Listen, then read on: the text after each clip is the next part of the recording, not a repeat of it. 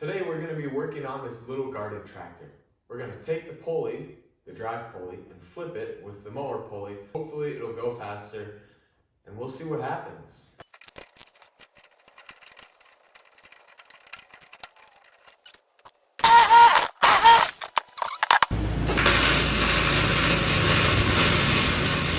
I'm going to use this to tension the belt so the belt doesn't fall off.